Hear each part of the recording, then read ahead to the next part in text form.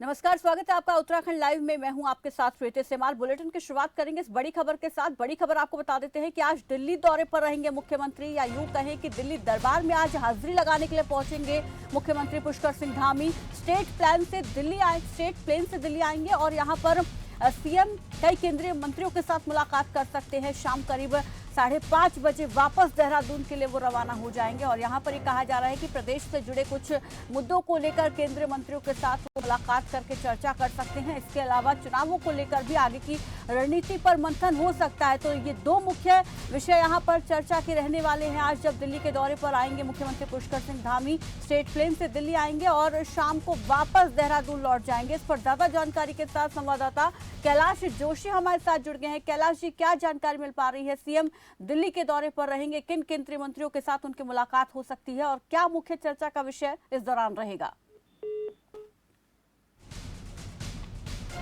लगता है हमारा संपर्क टूट गया, दोबारा हम जुड़ने की कोशिश करेंगे। तो आज दिल्ली के दौरे पर रहेंगे मुख्यमंत्री पुष्कर सिंह धामी, स्टेट प्लेन से वो दिल्ली आएंगे और इस दौरान केंद्रीय मंत्रियों के साथ उनकी मुलाकात होगी, जिसमें ये कहा जा रहा है कि कई मुद्दों पर वो चर्चा करेंगे केंद्रीय मंत्रियों के साथ और साथ ही साथ प्रदेश में राजनीति को लेकर भी चर्चा कर सकते हैं, क्योंकि चुनाव होने वाले हैं। ऐसे में आगे की क्या रणनीति रहेगी, ये भी एक चर्चा का विषय यहाँ पर हो सकता है। और एक बार फिर से रुक कर लेते हैं संवाददाता कैलाश चौधरी का। कैलाश जी, क्या जानकारी मिल पा रही है? माफ कीजिएगा, कैलाश जोशी, आपका रुख करना चाहूंगी और आपको बताना आपसे पूछना चाहेंगे कि यहाँ पर दिल्ली के दौरे पर सीएम आने वाले हैं, तो ऐसे में क्या कुछ मुख्य चर्चा का विषय रहने वाला है और पूरा क्या प्रस्तावित कार्यक्रम उनका दिल्ली दौरे का रहेगा, उसकी पूरी जानकारी चाहेंगे। जी बिल्कुल प्रीति, आपको बता दूं कि मुख्यमंत्री पुष्कर धामी का आज एक दिवसीय दौरा जो है दिल्ली का है। दिल्ली दरबार में जो है मुख्यमंत्री पुष्कर धामी पहुंच रहे हैं और उनका जो है 8:30 बजे मुख्यमंत्री आवास से चलने का कार्यक्रम था। 9:15 पर स्टेट प्लेन से जो है जॉलीग्रांट एयरपोर्ट से दिल्ली के लिए मुख्यमंत्री रवाना होंगे और 10 बजे लगभग 10 बजे जो है आईजीआई एयरपोर्ट नई दिल्ली में जो है मुख्यमंत्री पहुंचेंगे। वहां से जो है 10:40 पर कार द्वारा उत्तराखंड सदन में मुख्यमंत्री पुष्कर धामी पहुंचेंगे। प्रीति जी, और यहाँ पर यह भी कहा जा रहा है कि केंद्रीय मंत्रियों के साथ उनकी मुलाकात होगी, तो कौन कौन से केंद्रीय मंत्री हैं, इसकी कोई जानकारी जिनसे मुलाकात आज करने वाले हैं? बिल्कुल प्रीति, बताना चाहूंगा कि लगातार मुख्यमंत्री पुष्कर धामी जब से मुख्यमंत्री का पद संभाला है तब से लगातार बड़ी बड़ी घोषणाएं उत्तराखंड में कर रहे हैं और लाजमी है कि 2022 का चुनाव यहाँ पर मुहाने पर है और 2022 के चुनाव को लेकर क्या क्या विकास कार्य उत्तराखंड में दिए जा सकते हैं, उनके बजट को लेकर, उनके आर्थिक स्थिति को लेकर चर्चा हो सकती है। और मुख्य बिंदु ये हो सकता है कि 2022 के चुनाव को लेकर क्या रणनीति होगी प्रीति और कौन कौन से जो है मुख्य जो नए यहाँ पर वो बनाए गए हैं, जो प्रभारी बनाए गए हैं, उनसे वो मुलाकात कर सकते हैं। केंद्रीय मंत्रियों से उनका मिलने का कार्यक्रम है। कई जो भारतीय जनता पार्टी के जो राष्ट्रीय अध्यक्ष हैं जेपी नड्डा, उनसे भी वो मुलाकात करेंगे। अमित शाह से भी मुलाकात कर सकते हैं। माना जा रहा है कि जो 2022 का जो लक्ष्य है चुनाव का, जो भारतीय जनता पार्टी ने नारा दिया है कि इस बार 60 पार, उसको लेकर रणनीति पर विचार हो सकता है। प्रीति, तो बिल्कुल यहाँ पर ये माना जाए कि चुनावों की रणनीति आगे क्या रहेगी, उसको लेकर मंथन किया जाएगा। क्या इस चीज की भी संभावना है कि प्रदेश के लिए कुछ प्रोजेक्ट्स जिनको वो केंद्रीय मंत्रियों के सामने रख सकते हैं या वहां से मंजूरी मिल सकती है? बिल्कुल प्रीति, क्योंकि लगातार जो घोषणाओं का दौर इस वक्त जो है प्रदेश में चल रहा है, लगातार मुख्यमंत्री जो है बड़ी बड़ी घोषणाएं यहाँ पर कर रहे हैं। चाहे एम्स मेडिकल कॉलेज की बात करें या फिर जो है सड़कों की बात करें, तो उनके लिए किस प्रकार से राज्य सरकार को धन आवंटित होगा, वो बिंदुओं पर भी जो है चर्चा की जा सकती है।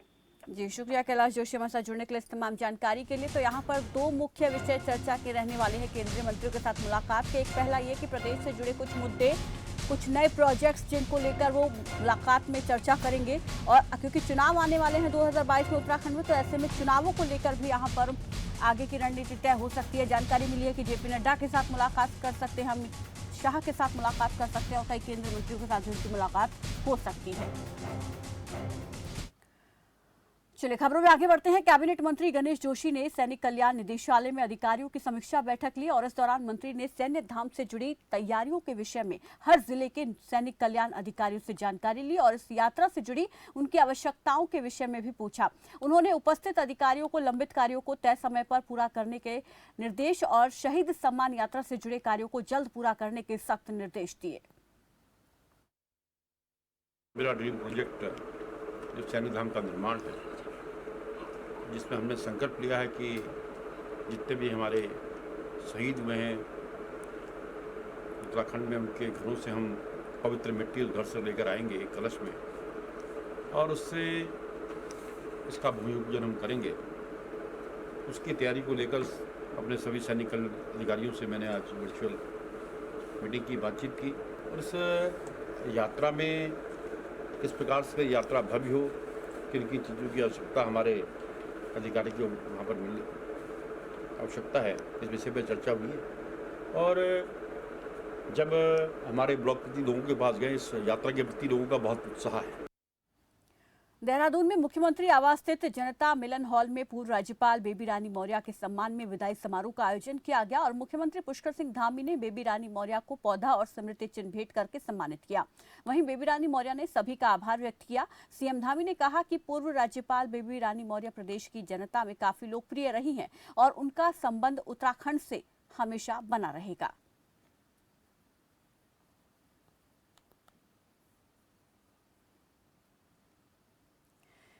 और चलिए लक्सर से बड़ी जानकारी आपको दे देते हैं। भारी बारिश के बाद नीलधरा गंगा का जलस्तर बढ़ गया है और 1 मीटर बढ़कर करीब ये 292.30 मीटर पहुंच गया है जलस्तर। गंगा तट से लगे सभी गांव में अलर्ट जारी कर दिया गया है। प्रशासन ने भी आपदा से निपटने की पूरी तैयारी कर ली है। गंगा तट के पास लोगों को नहीं जाने की सख्त चेतावनी दी गई है।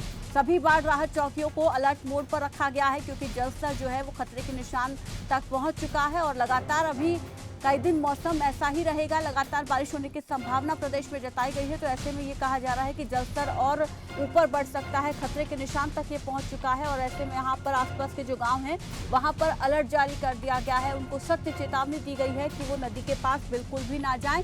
प्रशासन की तरफ से जो राहत चौकियां हैं उनको भी अलर्ट पर रखा गया है। सभी बाढ़ राहत चौकियों को अलर्ट मोड पर रखा गया है। निगरानी रखी जा रही है। नीलधरा गंगा के जलस्तर पर 1 मीटर बढ़कर 292.30 मीटर पहुंच गया है जलस्तर। गंगा तट से लगे सभी गांवों में अलर्ट अब जारी कर दिया गया है क्योंकि कुछ दिन और देश में बारिश की संभावना जताई गई है। ऐसे में यहां पर इस चीज से इनकार नहीं किया जा सकता कि अगर आगे बारिश होती है तो जलस्तर और बढ़ेगा। और इस पर ज्यादा जानकारी के साथ लक्सर से संवाददाता गोविंद चौधरी हमारे साथ लाइव जुड़ गए हैं। गोविंद चौधरी, यहाँ पर लगातार हो रही बारिश नीलधरा गंगा का जलस्तर बढ़ा रही है। 292.30 मीटर तक अब ये जलस्तर पहुंच गया है। क्या इससे खतरे के निशान के ऊपर माना जाए या अब भी नीचे ही है? देखिए प्रीति, जिस तरह से पहाड़ों में लगातार बारिश हो रही है तो उसका असर जो अब धीरे धीरे मैदानी क्षेत्रों में आप देख सकते हैं कि जिस तरह से नदी नाले सभी, गंगा नदी सभी उफान पर चल रही है, लेकिन अभी तक जो है तकरीबन 1 मीटर दूरी पर नीचे बह रही है नीलधारा गंगा। तो अभी कह सकते हैं कि अभी पानी का जो जल स्तर है वो काफी नीचे है और तो करीब जो है खतरे के निशान से अभी नीचे बह रही है, लेकिन अभी तक 292.30 मीटर तक इस नीलधारा गंगा का जो जल स्तर है वो पहुंच गया है। हालांकि प्रशासन पूरी तरह से मुस्तैद है और पूरी तरह से जो बाढ़ राहत जो चौकियां प्रीति उनको भी अलर्ट कर दिया गया है। पूरे गांव का जो प्रशासन द्वारा जायजा लिया जा रहा। अगर किसी कारण से जलस्तर बढ़ता है या बाढ़ जैसे हालात यहाँ उत्पन्न होते हैं तो सुरक्षा की दृष्टि से इन लोगों को जो है सुरक्षित स्थान पर भेजा जाएगा। जी प्रीति। गोविंद, यहाँ पर प्रशासन की तरफ से क्या कुछ इंतजाम किए गए? क्योंकि पहले भी लोगों को चेतावनी दी गई थी कि वो ना जाएं गंगा नदी के पास, लेकिन उसके बावजूद भी हमने देखा था कि लोग जो हैं लकड़ी लेने के लिए, चारा लेने के लिए आसपास जा ही रहे हैं। तो लोगों को तो चेतावनी दे दी गई है, लेकिन प्रशासन ने अपने स्तर पर क्या कदम उठाए हैं? क्या ये सुनिश्चित किया जा रहा है प्रशासन की तरफ से कोई भी वहां पर ना जाए, नहीं जा रहा है? देखिए प्रीति, प्रशासन द्वारा अलर्ट बिल्कुल जारी किया हुआ है। सभी लोगों को चेतावनी दी गई है क्योंकि जितने भी नीलधारा गंगा से लगते जो ग्रामीण हैं या गांव कह सकते हैं तो वो इस धारा के करीब जाते हैं या अपने पशुओं के लिए चारा जाते हैं या बेशकीमती जो लकड़ियां बहाव में बहकर आती है तो उनको निकालने के लिए ले जाते हैं। लेकिन हमने जो है अपनी खबर फास्ट में खबर को प्रमुखता से दिखाया गया था जिसमें एक ग्रामीण बेशकीमती लकड़ी निकालने के लिए गया था और गंगा की तेज बहाव में बह गया था। लेकिन उसी को लेकर प्रशासन लगातार अलर्ट मोड पर है। लेकिन फिर भी कह सकते हैं प्रीति कि लोग अपनी जान जोखिम में डालकर इस गंगा नदी के तट पर जा रहे हैं चारा लेने के लिए, बेशकीमती लकड़ी निकालने के लिए। लेकिन प्रशासन द्वारा जिस तरह से अलर्ट जारी है लोगों को समझाया जा रहा है, लेकिन लोग जो है उस चीज को कह सकते हैं कि ना मानने के लिए तैयार है। तो बिल्कुल क्या गंगा कोई के बहाव सख्ती में जा रहे हैं, प्रशासन की तो तरफ से कहीं ना नहीं कहीं बरती खतरा जा मोल रही ले है? रहे हैं। अगर कोई निर्देशों का पालन नहीं कर रहा है तो क्या इस पर सख्ती नहीं बरती जा रही प्रशासन की तरफ से? बिल्कुल प्रीति, जिस तरह से कह सकते हैं, जिस तरह प्रशासन द्वारा लगातार लोगों को आग्रह किया जा रहा है, लोगों को चेतावनी दी जा रही है, लेकिन प्रशासन का कोई भी आला अधिकारी इस समय मौजूद नहीं है। खाली ढाक के 3 बात कह सकते हैं कि जिस तरह प्रशासन अलर्ट जारी करता है, प्रशासन द्वारा चेतावनी दी जाती है, तो कहीं ना कहीं लोगों पे इसका असर दिखता नहीं दिख रहा। लेकिन प्रशासन जिस तरह से मॉनिटरिंग अगर करता है तो कहीं ना कहीं लोगों में खौफ पैदा होता है। इस तरह के यहाँ पे कोई खास इंतजाम देखने को प्रीति यहाँ पर नहीं मिल रहे हैं। जी शुक्रिया गोविंद जी हमारे साथ जुड़ने के लिए। इस तमाम जानकारी के लिए। लोग नहीं मान रहे हैं, हालांकि चेतावनी जारी की गई है, अब भी लोग नदी के किनारे जा रहे हैं, बेशकीमती लकड़ी लेने जा रहे हैं, अपने पशुओं का चारा लेने जा रहे हैं, लेकिन प्रशासन की कहीं ना कहीं यहाँ पर लापरवाही है कि प्रशासन की तरफ से सख्ती नहीं बरती जा रही है। हालांकि अभी गंगा नदी का जलस्तर जो है खतरे के निशान तक नहीं पहुंचा है, लेकिन अगर इस तरीके के हालात रहे, लगातार बारिश होती रही तो खतरे के निशान के ऊपर भी ये पहुंच सकती है, लेकिन एहतियात के तौर पर अभी चेतावनी जारी की गई है। चलिए आगे बढ़ते हैं। पौड़ी गढ़वाल के चौपटा खाल विधानसभा के 14 गांव के लोगों ने सड़क को लेकर फिर से आंदोलन शुरू कर दिया है। बोरी खाल ब्लॉक के ये लोग 1 साल से बैजरो बेड़ा सड़क के डामरीकरण की मांग को लेकर आंदोलन कर रहे हैं। कोरोना काल में इन लोगों ने आंदोलन अपना बंद कर रखा था, लेकिन अब कोरोना का असर पहाड़ में लगभग खत्म सा होता हुआ दिखाई दे रहा है और ऐसे में लोगों ने अपने आंदोलन को फिर से शुरू कर दिया है। इन लोगों का कहना है कि सतपाल महाराज इलाके के विधायक हैं और लोक निर्माण विभाग मंत्री भी हैं, तब भी बैजरो बेड़ा सड़क की वो सुध नहीं ले रहे हैं और अभी तक यहाँ पर जो उनकी मांगी थी उसको पूरा नहीं किया गया। ऐसे में यहाँ पर एक बार फिर से ग्रामीणों ने अपनी मांगों को लेकर मोर्चा खोल दिया है, अपने आंदोलन को एक बार फिर से शुरू कर दिया है, क्योंकि कोरोना के चलते इसको बंद जरूर कर दिया गया था, लेकिन अब एक बार फिर से इसकी शुरुआत कर दी गई है। और हमें काफ़ी परेशानी होती है। यहाँ पे हमारे बच्चे स्कूल नहीं जा पा रहे हैं, अच्छी शिक्षा प्राप्त नहीं कर पा रहे हैं। बैजरों में प्राइवेट स्कूल हैं, मॉडल स्कूल हैं, लेकिन गाड़ी की सुविधा होने की वजह से हम अपने बच्चों को वहाँ नहीं भेज पा रहे हैं। हमारी महिलाएं जो हैं प्रसव होती हैं तो हम यहाँ पे एम्बुलेंस नहीं बुला पाते, 2-2 हज़ार रुपये में हमें गाड़ी बुक करनी पड़ती है। इसलिए हमारा उनसे अनुरोध है कि वो हमारी रोड को ज़रूर पक्की करें। अगर उन्होंने हमारी रोड पक्की नहीं करी तो हम चुनाव का बहिष्कार करेंगे। परेशानियाँ हैं बहुत ज़्यादा। हमारी रोड 10 साल पुरानी है और आज दिन तक कोई यहाँ आने की कोशिश नहीं करी किसी ने। केजरीवाल ने यहाँ आने की कोशिश करी है। सतपाल महाराज को उत्तराखंड से है तो सतपाल महाराज यहाँ आएगा, हमारी कच्ची रोड पर आएगा, नहीं तो हम जो हमें सुविधा देगा हम वहीं जाएंगे।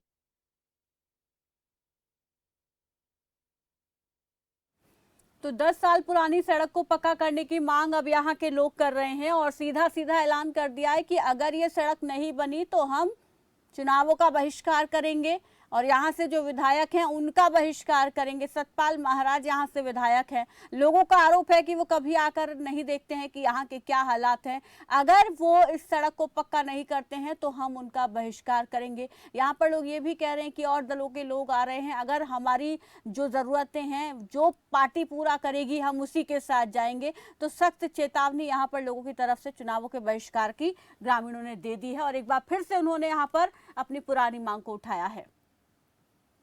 विकलांग समिति का अध्यक्ष शंकर लाल अपनी कुछ मांगों को लेकर विधायक के घर के सामने बनी पानी की टंकी पर चढ़ गया। विकलांग सरकार से मांग कर रहा है कि सभी विकलांग लोगों को प्रमोशन के आधार पर यहां पर कोटा दिया जाना चाहिए और सभी को सरकार की तरफ से समय पर पेंशन दी जानी चाहिए। एक शख्स है जो कि पानी की टंकी पर चढ़ गए हैं और उनका ये आरोप है कि सरकार ध्यान नहीं दे रही है। दरअसल उनकी मांग है कि यहाँ पर प्रमोशन के आधार पर विकलांगों को जो है कोटा दिया जाना चाहिए और उसी आधार पर उनको पेंशन दी जानी चाहिए, लेकिन इस मांग पर किसी की ओर से अभी तक संज्ञान नहीं लिया गया है। और ऐसे में विधायक के घर के सामने जो टंकी बनी हुई है, विकलांग ने उस पर चढ़कर प्रदर्शन किया और मांग की कि कोटा जो है प्रमोशन के आधार पर विकलांगों को दिया जाए और पेंशन भी उसी आधार पर विकलांगों को दी जाए। फिलहाल यहां रुक रहे एक छोटे से ब्रेक के लिए, फौरन लौटेंगे।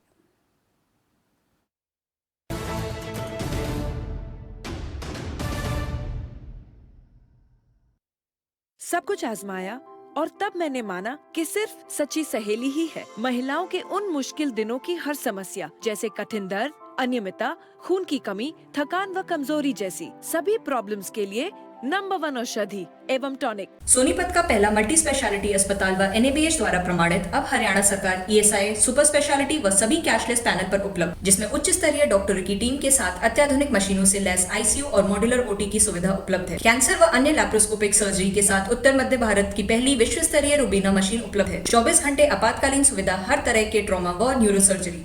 हमारा पता है 112/113 TP स्कीम 15 इजी डे के पीछे सेक्टर 14 सोनीपत। एसिडिटी, गैस, खट्टी डकार, पेट फूलना और कब्ज, ऐसे में मेरी सलाह है आयुर्वेदिक मुल्तानी पश्मीना। ये पेट की सभी समस्याओं में पूरी तरह आराम देता है।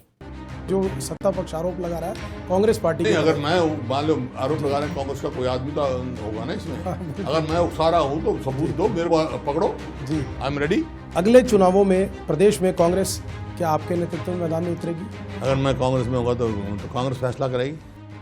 हरियाणा के दिग्गज नेता और पूर्व मुख्यमंत्री भूपेंद्र सिंह हुड्डा के साथ बात बेबाक। देखिए रविवार रात 8 बजे, पुनः प्रसारण रात 11 बजे और सोमवार सुबह 10 बजे, सिर्फ खबर फास्ट पर।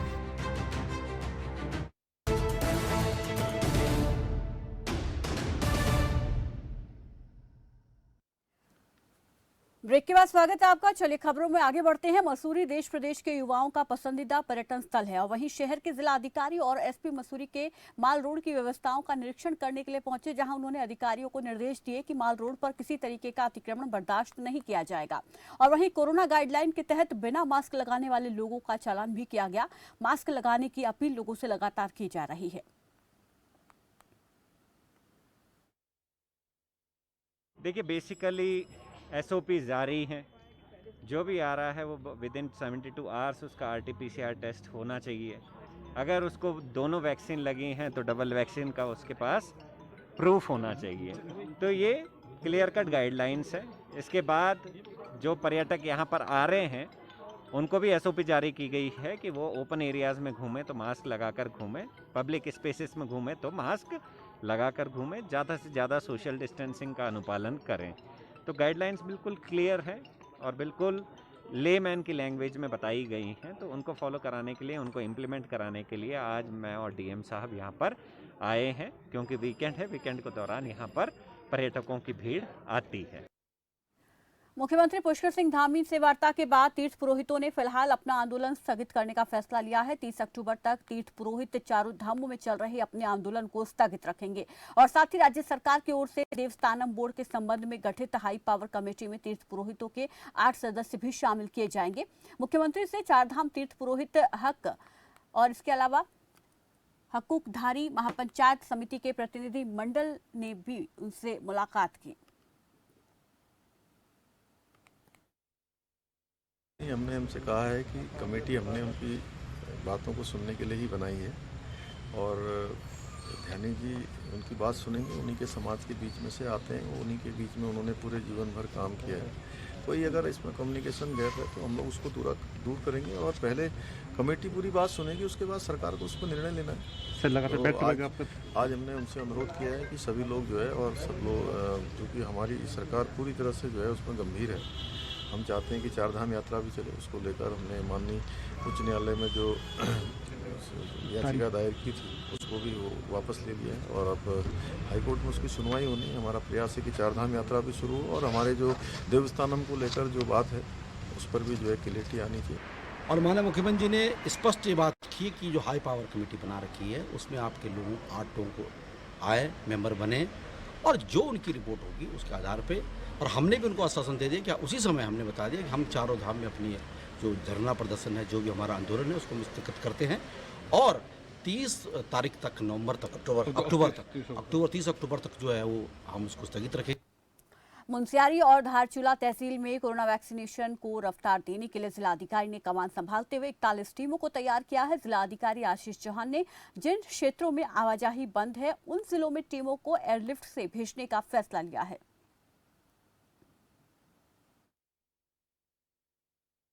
सामने आई थी कि हमारे जो 6 ब्लॉक्स हैं उनमें वैक्सीनेशन की कंडीशन, जो फर्स्ट डोज हमें जो दिया जा रहा था तो वो सेटिस्फैक्ट्री कंडीशन है। और उसके अलावा जो 2 ब्लॉक्स हैं हमारे, मेनली आपका धारचूला और मुंशियारी ब्लॉक, वहाँ पर हार्ड टू रीच एरिया में रेनी सीज़न और दूसरे रीजंस के चलते रोड कनेक्टिविटी भी हमारी कई सारी जगह पर डिस्टर्ब है, तो इस कारण से हमारा वैक्सीनेशन में इश्यूज़ आ रहे थे।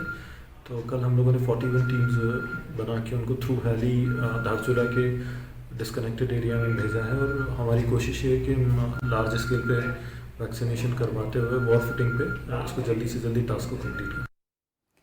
लक्सर देहात में कोविड टीकाकरण को तेज करने के लिए 30 गांव में एक साथ विशेष अभियान की शुरुआत की गई। सभी गांव में सीएचसी के कर्मचारियों के साथ ही पुलिस प्रशासन और जिला स्तर की टीम में भी मौजूद रहेंगी। इस अभियान के तहत 18 साल से ऊपर के हर व्यक्ति को कोविड का टीका लगेगा।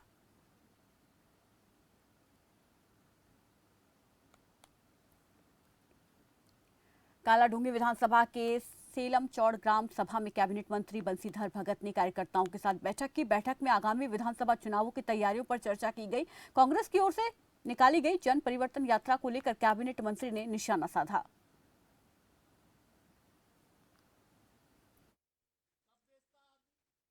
कालाढूंगी विधानसभा का ही बात करता हूँ। गाड़ियां तो 100 खड़ी थी बड़ी बड़ी, और फील्ड में 500 आदमी था, जिसमें 400 बाहर का था, 100 आदमी मेरी विधानसभा का था। अब इन्होंने कहा जी हमने तो जगह जगह स्वागत कराया, हर जगह के लोगों को उठाकर लाए, कहीं पर भी स्वागत हुआ उन लोगों को लेके आए। और मैं ये दावे के साथ कह सकता हूँ, सिद्ध कर सकता हूँ कि बहुत बड़ी कोशिश की गई, लोगों को प्रलोभन दिए, 400 रुपये दिए, बहुत से प्रलोभन दिए, उसके बाद भी 500 लोग नहीं जुटा पाए। और कितनी प्रभावी रही होगी अंदाज लगाया जा सकता है। प्रदेश के सारे नेताओं का जमघट कराया और कुछ नहीं। तो चलिए आगे बढ़ते हैं और अगली खबर का भी रुख कर लेते हैं। बीते 2 सितंबर को सीएम धामी ने मसूरी का दौरा किया था, जिसे लेकर क्षेत्र के लोगों ने उम्मीद जगी थी कि मसूरी वासियों की समस्याएं और मसूरी के विकास के लिए मुख्यमंत्री कोई बड़ी घोषणा करेंगे। लेकिन मुख्यमंत्री ने मसूरी में किसी भी प्रकार की कोई घोषणा नहीं की, जिससे कि मसूरी वासी मायूस हैं। लोगों का कहना है कि नैनीताल में मुख्यमंत्री ने 100 करोड़ रुपए की योजनाओं का शिलान्यास किया और खटीमा में 215 करोड़ रुपए की योजनाओं की घोषणा की, लेकिन मसूरी में वो एक भी घोषणा करके नहीं गए।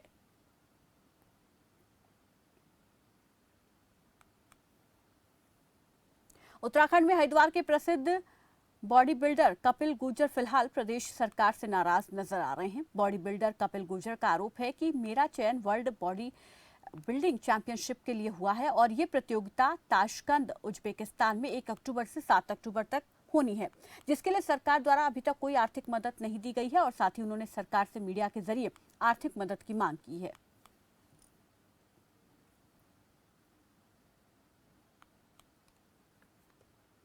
कहना चाहूँगा कि मैं पिछले 4 से 5 सालों से इंडिया को रिप्रेजेंट कर रहा हूँ एक इंटरनेशनल लेवल पे, और जब भी मैं वहाँ किसी एथलीट से मिलता हूँ तो मेरे को पता चलता है कि उसकी सरकार ने उनके लिए बहुत कुछ किया है। अभी भी मेरी एक एथलीट से बात हो रही थी, तो उसकी सरकार ने उनको 5 से 7 लाख रुपये तैयारी करने के लिए दिए हैं। तो कहने का मतलब यही है मेरा कि मैं भी चाहता हूँ कि और एथलीट की तरह हमारी सरकार भी हमारे एथलीट पे ध्यान दे, जो कि उत्तराखंड सरकार या एथलीट का दुर्भाग्य समझ लो आप कि उत्तराखंड सरकार बिल्कुल सपोर्ट नहीं करती एथलीट को। मैं उत्तराखंड सरकार से हाथ जोड़ के विनती करता हूँ कि वो एथलीट को सपोर्ट करे। ये मेरे को पिछले 6 साल से मैं अच्छे लेवल पे काम कर रहा हूँ और उत्तराखंड का नाम रोशन किया है, मैंने अपनी सिटी का भी नाम रोशन किया है और देश का भी किया है। और मैं चाहता हूँ कि इस साल मैं देश के लिए गोल्ड मेडल और उत्तराखंड के लिए भी गोल्ड मेडल लेकर आऊँ। बाजपुर चीनी मिल के पेराई सत्र को समय से शुरू करने की मांग तेज हो गई है। इसे लेकर भारतीय किसान यूनियन के प्रदेश अध्यक्ष कर्म सिंह के नेतृत्व में किसान चीनी मिल कार्यालय पहुंचे और चीनी मिल के जीएम से मुलाकात की। किसानों ने चीनी मिल की मरम्मत कार्य को जल्द से जल्द पूरा करने की मांग की और चीनी मिल के जीएम कैलाश सिंह ने कहा कि चीनी मिल के पेराई सत्र को 15 नवंबर तक शुरू करा दिया जाएगा। हम लोगों ने जो अपना प्रोग्राम बनाया है लगभग 15 नवंबर तक हम जो है चीनी मिल शुरू कर लेंगे। फिलहाल हमारी जो रणनीति है कि 15 नवंबर तक जो है हर हाथ में हमारी मिलें जो है प्रारंभ हो जाए।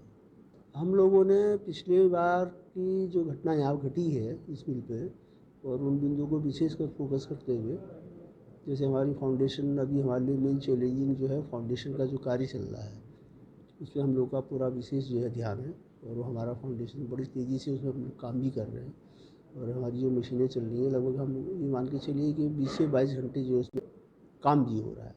और साथ साथ में बिल के अंदर जो है अन्य और जो कार्य होने हैं जिनकी हमारी टेंडरिंग की प्रक्रिया है वो लगभग हो चुकी है और उसमें से 1-2 दिन के अंदर जो है हमारे यहाँ सामान आने भी शुरू हो जाएंगे, जिससे जो बॉयलर का है या अन्य चीज़ें हैं, ट्यूब हैं, तो ये चीज़ें हमारी आती जाएंगी और असेंबल होती रहेंगी। फिलहाल इस बुलेटिन में मेरे साथ बस इतना ही। दीजिए इजाजत, नमस्कार।